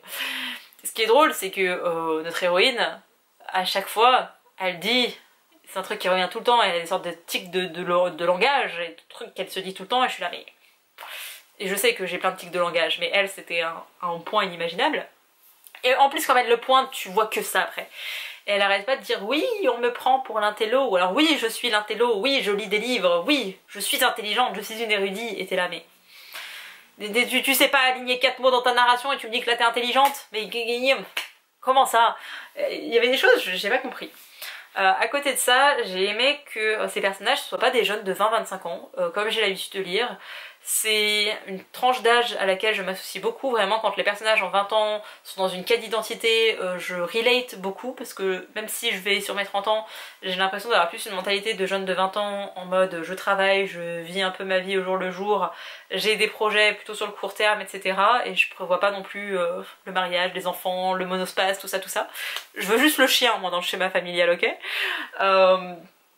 Pour ça, je relate plus aux jeunes de 20 ans. Par contre, ce que j'ai aimé dans ces personnages qui avaient la quarantaine, c'est que du coup, notre héroïne, elle est pas mariée, elle a pas d'enfant, elle a une relation qui était plutôt toxique, qu'elle vient de quitter. Ça aussi, c'était intéressant de voir ce pan-là de sa vie. Je vous spoil pas, mais on apprend plus sur son histoire sentimentale et c'était vraiment très intéressant parce qu'il y a plein de thématiques qui sont très importantes concernant justement l'amour et le sacrifice et ce genre de choses et les traumas et le pardon aussi. Alors il y a toujours une fin un petit peu bisounours parce que vraiment tu sens la Texane qui a écrit ce bouquin, alors je sais absolument pas si elle est texane mais tu sens vraiment ce côté un peu très catholique, même si c'est pas forcément basé sur la religion cette histoire-ci, tu sens le catholicisme omniprésent aux États-Unis, ce truc de rédemption, ce truc de pardon, ce truc de... On le voit moins sur des bouquins qui sont écrits par des anglais ou même des francophones, on a moins cette culture-là. Et je trouve qu'aux États-Unis c'est plus présent, et surtout dans les romances. Peut-être aussi parce que j'ai beaucoup lu des bouquins de Colleen Hoover qui, il me semble, est croyante et croit beaucoup en tout ça, mais il y a beaucoup ce truc de rédemption, de pardon, de oh là là, on peut faire des mauvaises actions, mais si on se fait pardonner derrière, tout est ok, et je suis pas forcément d'accord avec ça, hein. Mais bref. J'ai aimé que les personnages soient plus âgés parce qu'ils ont aussi une histoire de vie et pareil pour notre héros. J'ai peur de dire une bêtise sur son prénom donc on va rien dire, mais notre héros c'est pareil, il a une histoire de vie un peu complexe au niveau familial, il n'a pas forcément fait les meilleurs choix dans sa vie non plus, il a pu gagner une grosse somme d'argent et j'ai aimé la façon dont il a géré son business parce qu'il a vraiment créé un business. Et j'aime sa façon de faire, de voir des choses, de même que, oh là là, si ça faut que je vous en parle parce que c'est trop bien de voir ça dans une romance hétéro, c'est qu'il y a des personnages qui sont queer autour de nos héros, et en fait c'est complètement banalisé et ok, un mec gay qui peut être pote avec un mec hétéro, sans que ça devienne genre, oh là là, bah il doit forcément être gay lui aussi. C'était complètement banalisé en mode, bah ouais, tu peux serrer ton pote dans tes bras, c'est pas pour autant que tu deviendras gay, parce qu'il y en a quand même ce truc très toxique qui subsiste en France, hein. Tu peux être proche d'un mec gay et pas sans pour autant l'être, et c'est complètement ok, même si tu l'étais, bah c'est ok aussi, et il y a vraiment un... En fait c'est tellement banalisé dans cette histoire que j'étais là mais... De même qu'il y a vraiment un message féministe derrière, et il y a vraiment un message très consentement, genre vraiment... Genre tu décides, genre en tant que femme, t'as ton mot à dire, c'est même ta parole, elle est importante et je l'écoute et je prends en compte ce que tu me dis, et il y a une telle bienveillance en fait envers les femmes que j'étais mais... C'était pas surjoué, c'était pas survendu pour... Il y en a qui font ça dans les romans, dans les romances, où tu vois que... Tu sais pas si c'est maladroit parce que l'autrice est un jeune, enfin c'est un jeune autoriste ou un primo-roman, et que du coup il a tellement envie de mettre des bonnes intentions qu'il balance tout un petit peu de manière maladroite, ou si vraiment la personne n'y croit pas, mais parce qu'elle veut toucher un plus large public, elle balance comme ça des infos. là c'était mes pépites pour ça. C'était vraiment, t'es une jeune fille, parce que du coup on suit aussi notre ado de 12-13 ans là, t'es une jeune fille qui a envie de faire ça, bah fais ça. Genre la gamine elle adore les livres et elle adore tout ce qui concerne l'univers informatique, bah c'est genre si t'as envie de faire ça, fais-le, t'as envie de faire du foot, bah fais du foot. Je sais que là ça paraît bateau ces exemples que je vous donne parce que je me souviens pas de situations précises, mais je me souviens du nombre de fois où j'ai fermé mon bouquin en mode ça c'était bien, ça on aime. Et c'est pour ça que tu vois que ce sont des romances écrits par des femmes, pour des femmes, parce que ça marcherait pas dans un univers masculin, parce que les hommes ça leur traverserait même pas l'esprit de se dire bah tiens je vais mettre ça en pensant à la femme comme ça. Enfin, genre le patron du bar qui dit à son employé j'attends que tout le monde rentre chez elle, ou alors je fais en sorte qu'elle soit toute en sécurité pour rentrer chez elle le soir parce qu'à 1h du matin je me doute que les femmes se sentent pas en sécurité. Il y a plein de mecs qui se promènent dans la rue à 1h du mat, ils vont peut-être croiser une fille pour lui poser une question, la fille elle est en train de se chier dessus parce qu'elle a peur, parce que c'est la nuit et qu'elle est habillée peut-être en robe ou quoi que ce soit, et le mec il va passer une question lambda parce que pour lui que ce soit 1h du matin, que ce soit 3h de l'après-midi, c'est la même situation, il peut se promener tranquillou dans les rues, c'est pas notre cas hein. Et j'ai aimé en fait ces attentions là parce qu'on le voit pas d'habitude, et là on le voit et c'est bien fait. Et oui je me suis ennuyée sur d'autres choses, et oui il y a des trucs où je trouvais ça too much, et ça prend un aspect presque policier à un moment donné, j'étais là mais en même temps, vous voyez, avec du recul, j'en garde un plutôt bon souvenir, alors que quand j'ai fermé le bouquin, j'étais là, oh, c'est américaine. Mais il y a des petites choses que j'ai... ça c'était bien. Et ouais, il y a des personnages secondaires, oui, parfois, c'est un peu too much, encore une fois, mais... Je sais pas, en fait, quand il est question de romance, je suis carrément bon public. Le reste de l'année, je vais tacler... Mais vraiment, c'est le genre que je tacle le plus, je pense, la romance. Mais à côté de ça, quand je le lis... et bah il y a des trucs qui passent, ou alors sur le coup ça passe pas trop et avec du recul je suis là, oh bah franchement ça va. Si il y a des choses que j'ai reprochées, dont la fin, l'épilogue, le machin, c'était à l'américaine, hein, vraiment très Disney, très Walt Disney, hein, donc je suis pas forcément, enfin Disney d'il y a 50 ans, vous voyez, pas les Disney actuels en mode tu as le droit d'être qui tu as envie d'être. Non, on n'est pas sur le même registre, il y a des facilités, il y a des choses qui vont pas, mais... je crois que j'aime vraiment bien les romances. Je sais que je le dis un petit peu plus souvent qu'à l'époque, mais c'est un de mes genres préférés. J'adore râler, j'adore me plaindre des romances, mais en même temps ça le fait avec moi, donc... J'ai ensuite lu un autre livre, un roman japonais, d'une autrice japonaise que j'aime beaucoup. Encore une fois, n'oubliez pas le challenge d'Eva, qui consiste à lire un maximum de livres asiatiques, donc de différentes origines en Asie. Et voilà, ça continue jusqu'à août, me semble-t-il. Juillet, août, je ne sais plus, tout sera en barre d'informations comme d'habitude. Il y a une autrice japonaise que j'aime beaucoup qui s'appelle Aki Shimazaki, et elle a sorti une nouvelle série il y a 2 ans je crois, 2 ou 3 ans, et est sorti le format poche de Suzuran, je sais pas comment on peut dire, c'est une clochette sans bâton. Techniquement c'est ça le nom de la saga, à chaque fois Aki Shimazaki ça se présente comme ça, une couverture de fleurs, son nom, un petit nom japonais qui veut dire je ne sais plus quoi, et il me semble que ça veut dire la fleur du muguet, mais je suis pas sûre, donc voilà. Et du coup, une clochette sans bâton qui est le titre de la saga générale. Je crois qu'elle a publié 4 sagas jusqu'à présent.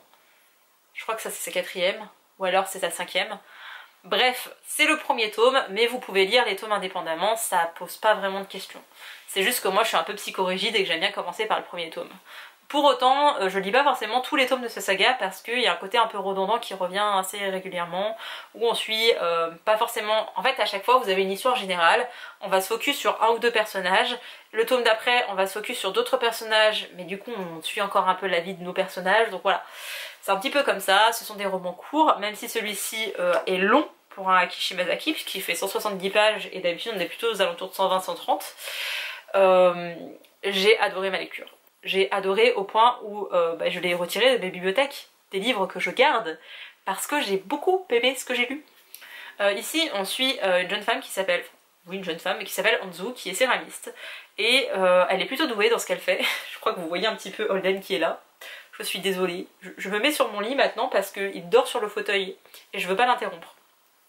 Bref, on suit Anzu qui est céramiste et elle arrive à jouir de son métier, d'en faire... elle arrive à jouir de sa passion plutôt, d'en faire un métier, elle est plutôt reconnue dans ce milieu et elle arrive, elle en vit complètement. Elle a un fils, oui c'est ça, elle a un fils, elle est plus ou moins en lien avec son ex-mari, ils continuent de s'appeler par rapport à leur enfant, et voilà. Anzu, elle vit sa vie tranquillement jusqu'au jour où elle va rencontrer le futur mari de sa sœur. Sa sœur est une jeune femme qui vit à Tokyo alors que l'histoire se passe je ne sais plus où, mais dans la campagne japonaise, ce que j'ai beaucoup aimé. Mais sa sœur, elle vit à Tokyo et grâce à son travail, elle arrive à voyager un peu partout dans le monde. Sa sœur, elle est très libérée, elle a toujours été très populaire avec les hommes, elle collectionne un peu les hommes et elle est complètement ok avec ça et tout le monde le sait, c'est une belle femme et vraiment c'est complètement accepté. Anzu, du coup, elle a une vie un petit peu plus traditionnelle jusqu'au jour où elle rencontre le futur mari de sa sœur et en fait tous les deux ils ont une sorte de coup de foudre, vraiment, et ils peuvent rien faire parce que lui il est plus ou moins promis à sa sœur. Bon, ils étaient en couple, hein, vous voyez, c'est pas genre un mariage arrangé, c'est vraiment, ils se sont trouvés, ils s'entendaient bien, machin. Et Anzu, bah, elle a pas envie de tromper, de trahir sa sœur. Et on va suivre du coup cette histoire où on va revenir sur la vie, l'enfance, un peu des éléments de sa vie et de la vie de Anzu. Et là où on croit que les deux sœurs sont très proches, très liées, très solidaires, on se rend compte petit à petit que la sœur de Anzu, elle est pas si...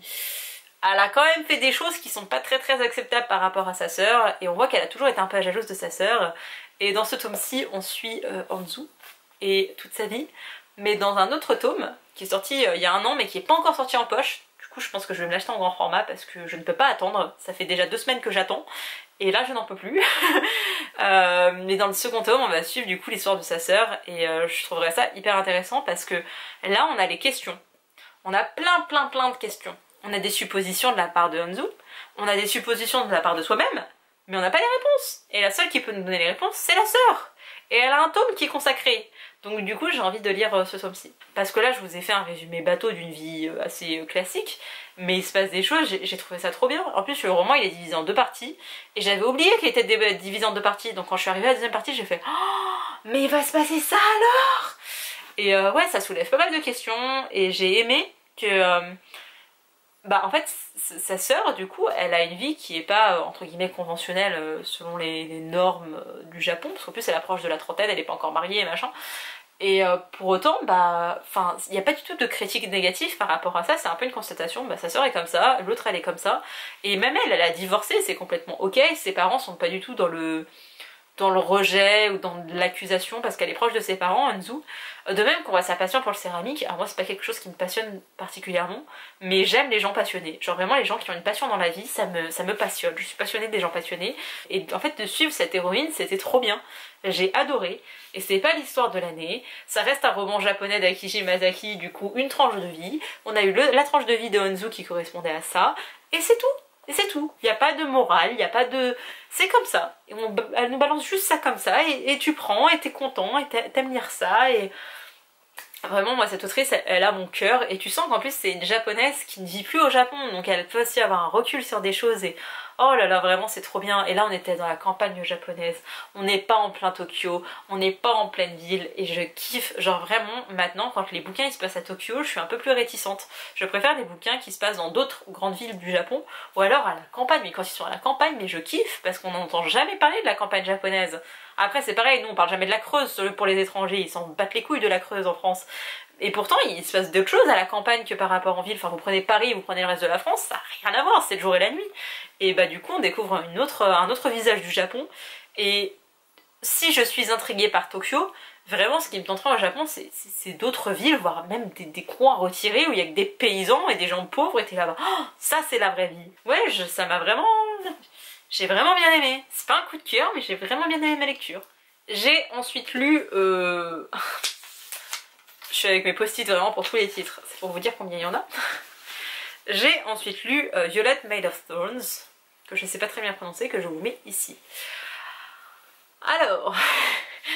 Vraiment, ce bilan lecture aurait pu être j'ai adoré le début, j'ai pas aimé la fin. Parce que là encore, on est sur un roman où coup de cœur pour 70% du bouquin et les 30 derniers pourcents, c'est lu en diagonale et c'est un final de caca. Ici, on suit une jeune fille qui s'appelle Violette qui est une prophétresse, la prophétresse du roi.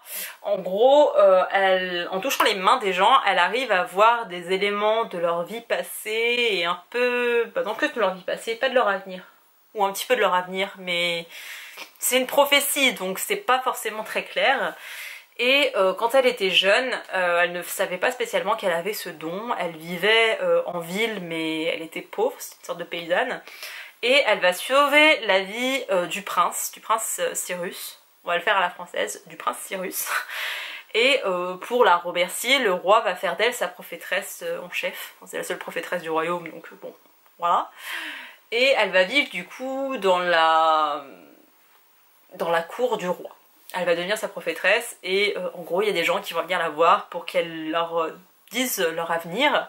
Sauf que le roi attend d'elle surtout qu'elle dise ce qu'il a envie qu'elle dise. C'est-à-dire que quand... si elle peut mentir sur la prophétie ou ne rien sentir en touchant les mains de quelqu'un, mais dire « Ah mais si, je vois ton avenir, toi il va t'arriver ça, ça, ça », et bah le roi l'incite à faire ça. Il la force carrément, mais vous voyez le genre.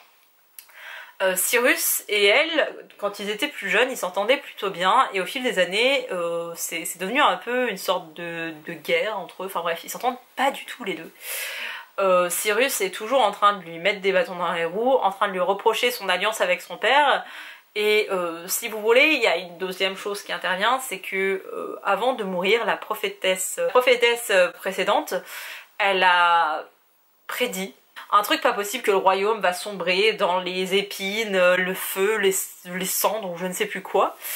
Et du coup, bah, toute sa vie, au prince, bah, il a l'impression d'être maudit, et tout le royaume le prend comme un prince maudit, et se dit, bah un jour il va y avoir une guerre, et il va se passer des choses, et on va tous mourir, et voilà. Sauf que bah, ils veulent essayer d'empêcher la prophétie.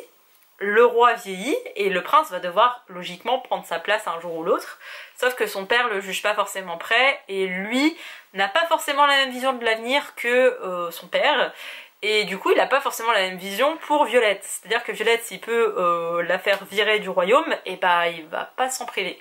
En plus de ça, la prophétie qui concerne le prince concerne aussi son épouse, c'est-à-dire que le prince n'a personne dans sa vie, il est un cœur à prendre. Et bah en fait sa promise serait aussi celle qui interférait dans tout ça, et il y a toute une légende par rapport à ça. Et en fait il faut qu'il se trouve une femme, et le roi il en a marre d'attendre que son fils il essaye de se trouver une femme, il a envie d'imposer les choses. Et voilà.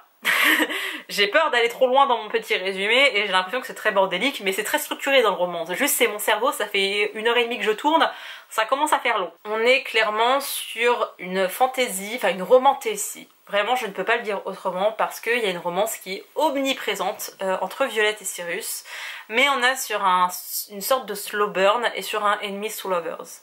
On est dans un univers de fantaisie qui est à mon sens le meilleur univers de fantasy possible, parce que vous avez un petit peu le côté légende et création de l'univers de l'autrice, mais on a aussi cet aspect très accessible. Moi j'aime pas les univers de fantasy où on a 4 pages pour décrire un arbre. C'est très bien Tolkien, hein, vraiment, j'aime, mais à un moment donné il faut que l'histoire elle avance, ok? Donc là d'avoir un univers qui soit suffisamment riche pour que tu aies vraiment des légendes et que tu comprennes un peu le royaume. Au début du bouquin on a une carte et ce genre de choses, mais pas trop pour que, bah moi je suis pas une méga fan de fantasy, je suis beaucoup plus fantastique, et bah j'arrive à ne pas me perdre et à comprendre l'univers et voilà, à voir les personnages, les différentes créatures qui peuvent exister, parce qu'il y a un petit peu d'effets qui interviennent. Et pour ça je l'ai trouvé vraiment intéressant, et jusqu'à, je vous dis, 70% du bouquin j'étais là mais je vais tomber sur un deuxième coup de cœur le même mois, mais c'est pas possible. Et vraiment il avait tout pour plaire, sur le papier il avait tout pour plaire, il y avait un peu une vibe un peu similaire au Prince Cruel sur certains aspects, j'étais là oh là là, c'est trop bien, c'est trop bien. Et en fait on a vite basculé sur un truc qui a été très rapide, et un peu trop rapide, et il y a des facilités scénaristiques qui ont été prises, que je ne comprends toujours pas, et même l'épilogue est compté un peu sous une forme de conte justement, et bah c'est un peu la facilité en mode bon moi j'arrête l'histoire ici, il y a un conte qui prend le relais, fin de l'histoire. On avait un peu la même chose pour Cendrillon est morte, je ne sais plus le nom de l'autrice, je vous mettrai la couverture à l'écran, ou pareil, enfin vous avez l'histoire et après bim, on fait une conclusion en mode conte et fin de l'histoire. Et autant dans Cendrillon est morte, pardon, ça pouvait faire sens parce que c'était un remake de Cendrillon. Du coup tu dis bon c'est un conte donc logiquement elle a voulu aller... Ok, là pour Violet Made of Thorns ça n'avait pas forcément de sens. Ok c'est un peu une histoire de princesse, de prince, de machin, mais ça correspondait pas à l'histoire. Et c'était une facilité pour moi, et il y a plusieurs choses où j'étais là non elle va pas faire ça. Et je levais les yeux au ciel, bah si, forcément elle l'a fait. Du coup ça m'a énervé. Parce que vraiment il avait du potentiel ce livre, et j'y ai cru à ce livre. Et des fois on était vraiment dans de la grosse romance, et après je suis partie sur un truc, et plus de romance. Et des fois il n'y a pas de romance, et d'un seul coup il y a un gros truc, t'es là, wow. Par contre la tension sexuelle dans le bouquin, oh là là, j'en pouvais plus. Je les voyais tous les deux, j'étais là, oh, ils vont pas faire ça. Et bah s'ils l'ont fait. Et pour ça c'était bien. Donc vraiment, le potentiel d'un livre. Peut-être que c'est parce que je suis autrice, alors je suis pas non plus une grande autrice, hein, mais du coup je vois tous les scénarios qui auraient été possibles, et ça me saoule de voir qu'elle ne prend pas cette direction-là, parce que ça aurait pu être très chouette. Je vous assure que la vidéo touche bientôt à sa fin, il me reste juste 3 livres à vous présenter, un graphique déjà, je vais être un peu plus brève sur mon avis, puisque j'ai déjà fait un vlog pour le readathon. Je me suis motivée et j'ai lu pendant... Techniquement ça aurait dû être 24 heures d'affilée, il y a eu un petit changement de programme, mais pendant à peu près 16 heures j'ai lu. En tout cas j'avais un espace-temps de 16 heures, et voilà. Bref, j'ai lu True Colors de Lily Blabla et de Morgane Moncombe, et dans mon avis juste après ma lecture, j'avais un certain avis qui s'est de plus en plus nuancé, et si j'avais bien aimé après ma lecture, avec du recul, je me dis, ouais, c'était sympa, mais est-ce que j'ai envie de lire la suite à tout prix? Non. Est-ce que j'ai envie de payer 19,95 € pour la suite? Encore moins. Donc voilà, c'est un roman graphique, une sorte de petite BD, qui est sympa. Alors je maintiens que j'ai un problème avec la mâchoire carrée de cet homme. J'aime les hommes à la mâchoire carrée, mais dans cette histoire, je sais pas, je crois que c'est l'impression de barbe, je sais pas, ça m'a... Toute ma lecture, j'ai focus là-dessus et j'arrivais pas à... Enfin, mes yeux recherchaient sa mâchoire et j'avais un problème avec sa mâchoire.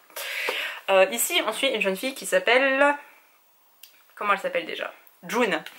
Elle s'appelle June et elle va rencontrer cet homme. Donc elle est dans une galerie d'art, ou je ne sais pas trop ce qu'elle fait exactement, mais bref... Elle bosse plus ou moins pour une galerie d'art, et lui c'est un artiste. Il a une petite particularité, c'est que lui il n'arrive pas à dissocier les visages. C'est-à-dire qu'il voit un visage, la personne tourne la tête, alors il revoit son visage, il sait que c'est elle parce qu'il se souvient qu'elle vient de tourner la tête, mais il reconnaît pas son faciès quoi. C'est un peu handicapant quand on est peintre, et justement ces peintures n'ont pas de visage. Voilà, c'est la première planche, donc je vous spoil pas grand chose. Vous voyez, il n'y a pas de visage très distinct. On va suivre l'histoire de ces deux personnages et on sent que June cache plus ou moins un secret et qu'elle aurait eu plus ou moins un passif avec cet homme. Et on va les suivre au gré des pages où leur histoire va continuer. On est sur une romance, hein, pas de grande surprise avec Morgane Moncombe et avec Lily Blabla. Il y a quelque chose entre eux et on va être là-dessus.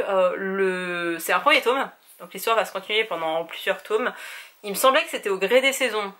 Mais comme Morgane, elle écrit en même temps un roman, je parle de Morgane comme si on était copines, pas du tout quoi. Mais bref, comme elle écrit un roman en parallèle, je ne sais pas si le truc des saisons c'est par rapport à True Colors ou c'est par rapport à un roman qu'elle écrit et qui va sortir je pense en septembre. Parce qu'en principe ils sortent en septembre les romans de Morgane. Donc voilà. Je ne sais pas, mais je sais qu'il y aura plusieurs tomes pour cette série. C'était sympa. C'était pas le roman de l'année. Ouais, je sais pas si j'ai envie de lire le deuxième tome. En même temps, il y a un petit mystère qui se crée, qui fait que j'ai envie de connaître la suite. Mais ouais, 20 € pour ça, c'est quand même cher payé. Vraiment, j'ai pas aimé au point où j'ai envie à tout prix de lire la suite de l'histoire. Donc, on verra, c'est sympa. Si vous aimez les romans de Morgane Moncombe, vous aimerez bien parce qu'on est quand même attaché au personnage. Et pour avoir lu maintenant les histoires de Lily Blabla, on retrouve aussi un peu la patte de Lily Blabla et le duo fonctionne très bien.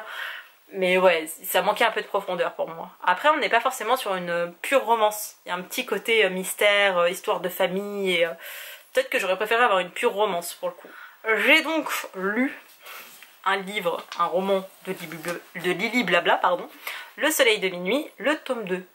Je vous préviens tout de suite, vous allez avoir la partie sans spoiler, et ensuite vous aurez une partie avec spoiler, parce que moi il y a une thématique qui m'a dérangée et j'ai besoin d'en parler. Donc je vais en parler avec des spoils, et voilà.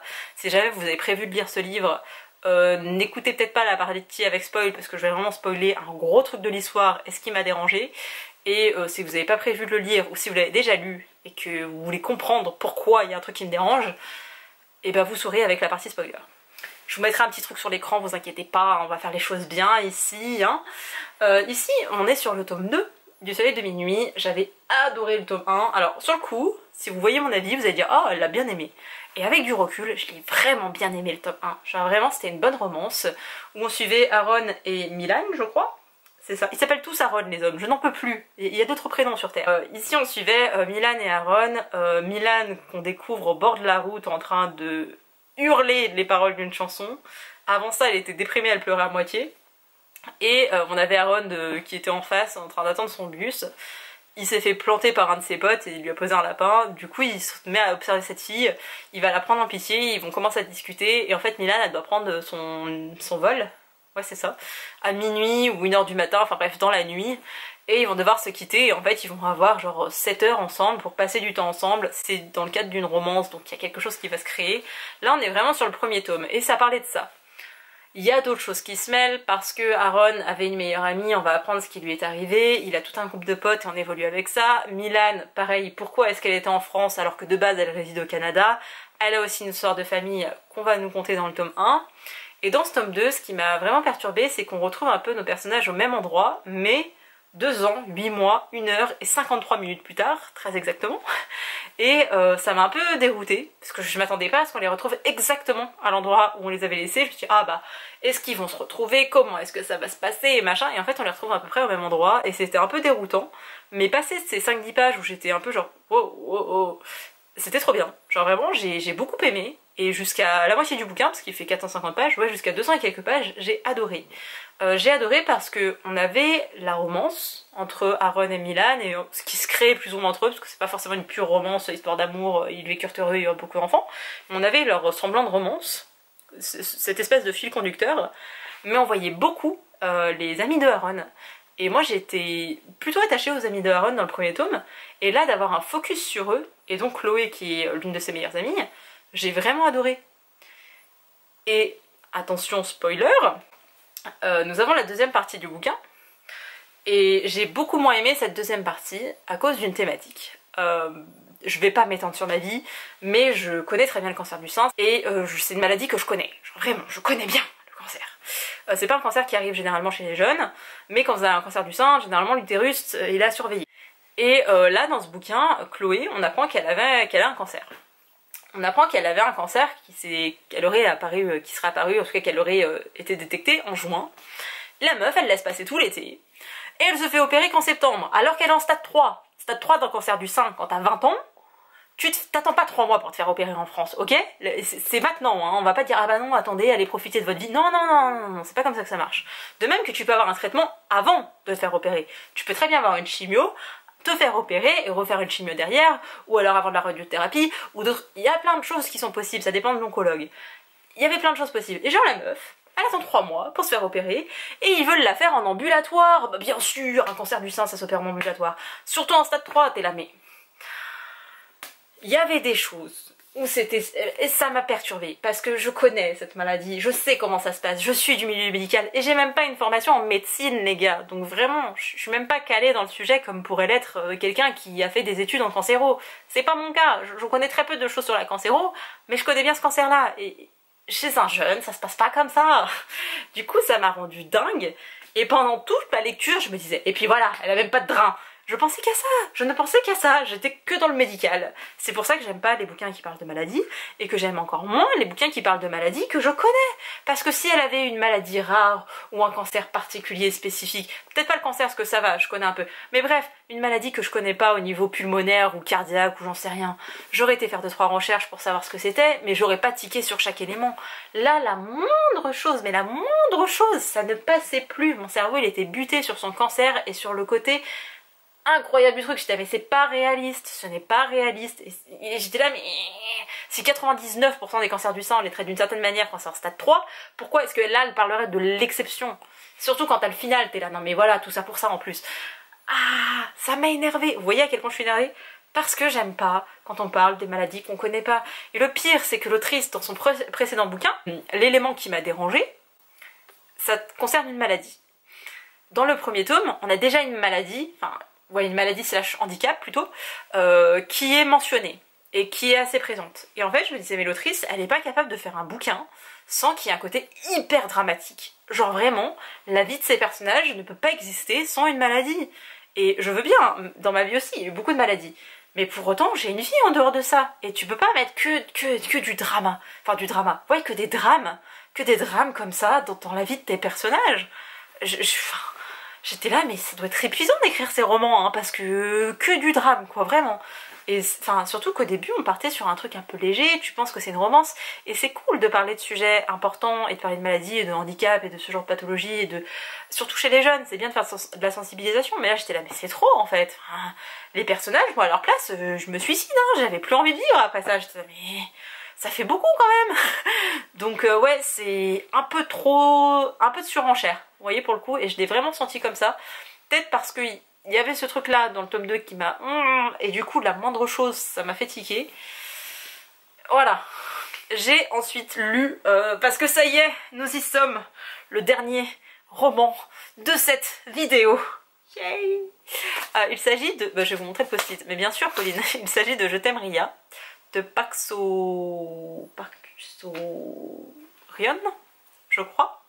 On est dans un thriller coréen de chez Matin Calme. Vous le savez, j'adore les thrillers coréens de chez Matin Calme. Je précise parce que c'est leur thriller coréen, eux, que j'aime. Ici, on suit une jeune femme qui a une petite sœur qui est morte. Elle apprend son décès et elle récupère une partie de ses affaires, dont son téléphone portable. Et sur le téléphone portable de sa sœur, elle va recevoir un message qui dit votre sœur ne s'est pas suicidée, parce que sa sœur serait morte, se serait suicidée. Votre sœur a été tuée. Elle comprend pas trop, elle commence à échanger avec cette personne et assez rapidement la grande sœur va se rendre compte que sa petite sœur avait une espèce de double vie sur les réseaux sociaux où elle était plutôt populaire, où les gens aimaient la suivre et ce genre de choses. Et on va du coup enquêter avec la grande sœur pour savoir qu'est-ce qui est vraiment arrivé à la petite sœur, pourquoi elle avait cette espèce de double vie sur les réseaux sociaux, pourquoi elle était autant adulée. Et surtout, on va voir deux choses. Déjà, on va voir le côté ses parents, enfin leurs parents du coup. Sur quoi je commence? La petite sœur, elle était plutôt jolie, elle était dévouée, elle était serviable. C'était peut-être pas la fille la plus intelligente, parce que la grande sœur est très intelligente et a un côté très détaché, presque froid, hautain, parce qu'elle est intelligente et qu'elle essaye de passer le concours pour être professeure. Tandis que la petite sœur, elle est peut-être pas hyper intelligente, mais elle a quand même une bourse parce que en fait, elle fait partie de plein d'associations, elle est bénévole de partout, elle est dévouée, elle en veut en fait. Et il y a une sorte de rivalité entre les deux sœurs, et pourtant elles s'aiment les deux, vous voyez. Et en même temps, il y a cette autre chose qui arrive où les parents, ils perdent l'une de leurs filles, et la grande sœur qu'on suit, on a l'impression que vraiment ses parents arrêtent de vivre parce qu'ils ont perdu le meilleur des enfants, quoi. Parce que c'était la petite sœur, la plus dévouée, celle qui réussissait à tout faire, même si elle n'était pas la plus intelligente, la plus incroyable, elle était quand même hyper incroyable et hyper bien à sa hauteur. Et il y a cette espèce de rivalité qui se joue, même si elle n'est pas frontale, cette rivalité, il y a quand même quelque chose qui subsiste, cette jalousie dans une fratrie, la perte d'un enfant, on le voit un petit peu, cette double vie un peu sur les réseaux sociaux, et on suit tout ça dans ce thriller. Et d'habitude, les thrillers de chez Matin Calme, il y a une espèce de sous-message. Vous avez genre l'intrigue policière, l'enquête, c'est pas forcément que policier, mais l'enquête qui a lieu. Et vous avez des sujets sociétaux qui sont sous-jacents, en fait on va se servir du prétexte de l'enquête pour parler de ces sujets-là qui sont importants en Corée.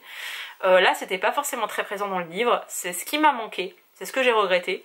J'aurais préféré le bouquin s'il y avait une sorte de morale, et j'ai pas trouvé qu'il y avait vraiment une morale, et la fin est quand même très ouverte. Et ça m'a un peu gênée, parce que c'était un thriller qui était sympa, qui se lit vite. Perso, je l'ai lu sur ma liseuse, donc ça s'est lu encore plus vite. Mais il m'a manqué un truc quand même.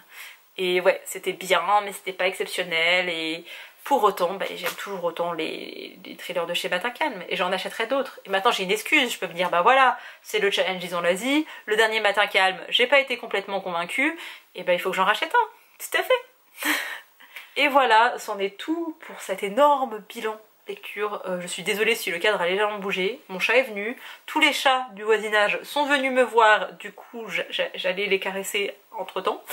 Et ouais, c'est long quand même de parler de 17 livres, donc la prochaine fois, je pense pas qu'il y en aura autant au mois de juin parce que j'ai mes épreuves, j'ai mes examens, je reprends les cours, donc oui je lis plus dans le train mais je peux pas lire en dehors, mais bref, on verra. mais si jamais j'ai plus de livres, je pense que je le couperai en 2 parties. Déjà comme ça j'aurai les éléments un petit peu plus frais dans ma mémoire avec le nom des personnages, etc. Et aussi ça évitera de faire une vidéo aussi longue parce que même ma concentration, moi, elle n'est pas aussi importante. Bref, j'espère que cette vidéo vous a plu et moi je vous dis à bientôt pour une prochaine. Bye!